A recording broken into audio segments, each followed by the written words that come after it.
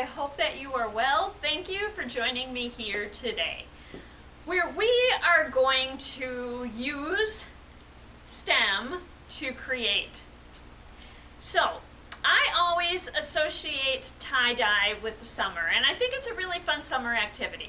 But traditional tie-dye can get a little messy. So today we're going to put a little spin on our tie-dye. And we're going to use permanent markers to make our design. With permanent markers, if they get wet with water, then the color won't run. But what you might not be aware of is that permanent markers are soluble in isopropyl alcohol, or what we commonly call rubbing alcohol. And we are going to take advantage of that today and draw a design on fabric. I'm using a t-shirt. Use the isopropyl alcohol to help it diffuse through the fabric and give a really cool tie-dye-like feel. So let me show you what we'll be using. I've got a shirt. I'm using a white shirt. We'll need a medicine dropper. You want something that you can put behind the shirt so that the color doesn't go through to the back. I'm just going to use this red plate, very similar to the plate that we used when we made the marbled greeting cards with the nail polish. I've got my isopropyl alcohol, and that is 70% isopropyl alcohol, and I've got some permanent markers. So I am going to take the red plate and put it between the layers. And because I'm pretty sure I know how many dots there are at the top, I'm just lining the center of the shirt up with that center dot. I also found an image of a shell that I like. So my shirt's going to kind of look like that. I am going to place that image of the shell between so that I can line it up where I want it to be and still see what it looks like so I can trace it. So let's get started. And I think that I am going to make my shell the coral color. And you can probably see that that's not exactly lined up with the center, but the shell's going to go outward that way. The spiral is, so it's all good. And at some point, I will probably pause the camera so that you don't have to watch me draw the whole thing. And I will also say it's kind of easier, well, it isn't kind of easier, it is easier to just, instead of trying to draw lines, kind of just drag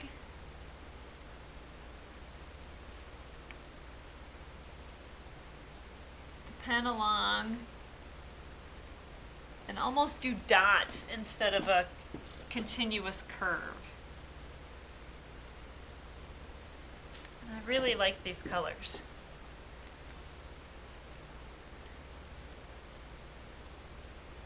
And I might just decide at some point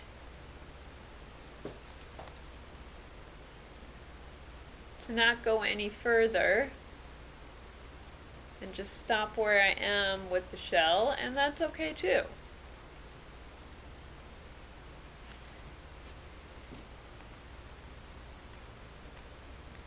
So spirals have always fascinated me.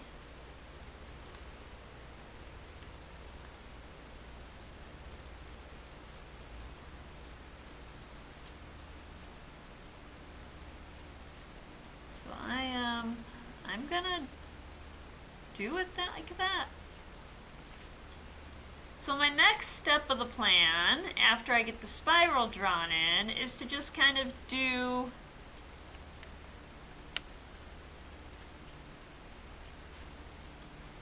some blocks of color in there.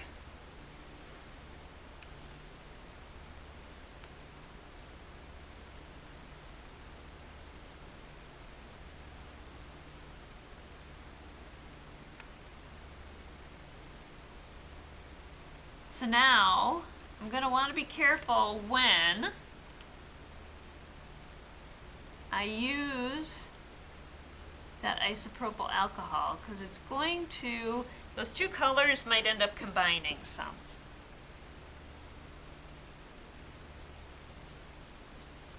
So I'm going to want to be careful of that. And because we're going to be using the isopropyl alcohol to diffuse the color through, we don't really need to worry about perfection here. Because it's going to carry some of the color through on its own.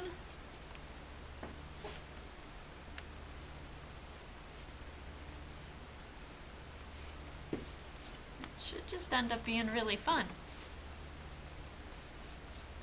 But we can kind of control, with the amount of rubbing alcohol we use, how much it will diffuse. So if we just use a little bit of the rubbing alcohol, it's not going to diffuse as much as if we use a lot of it.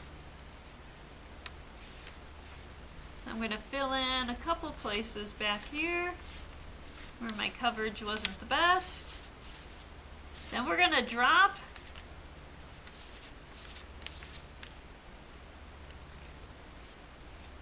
droppers of isopropyl alcohol on here and see how it goes.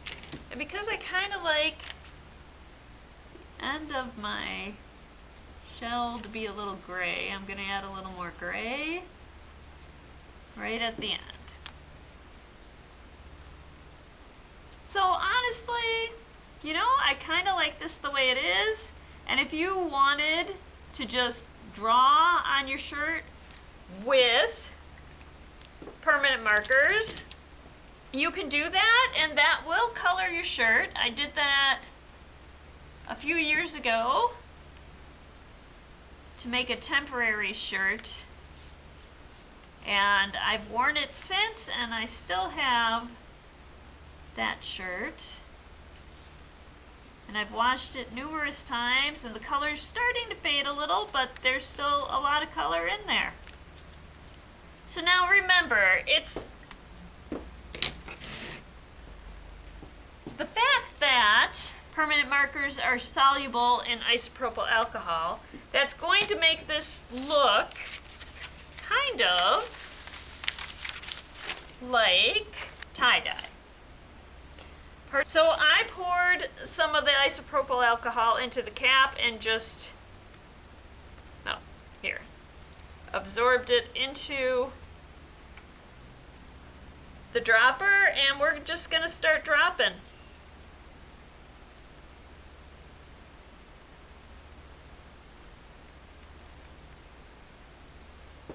And you really do want to do this in a well-ventilated area. And because I did use the plastic plate behind,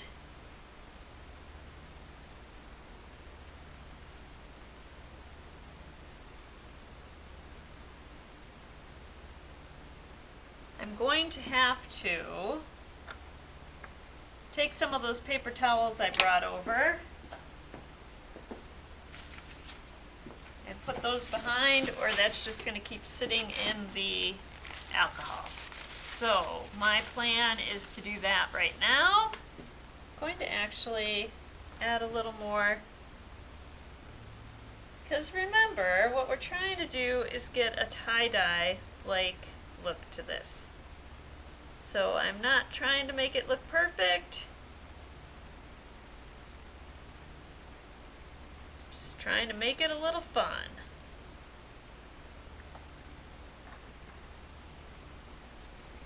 And I think I'm going to stop there. I've got a couple other pieces of cardboard that I'm going to just slip behind.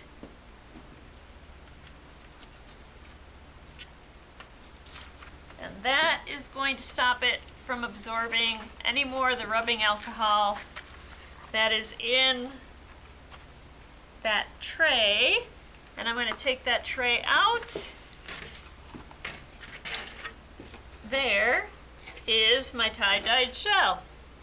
So I ended up definitely with the tie-dye look there. It's all going outwards that way, there too.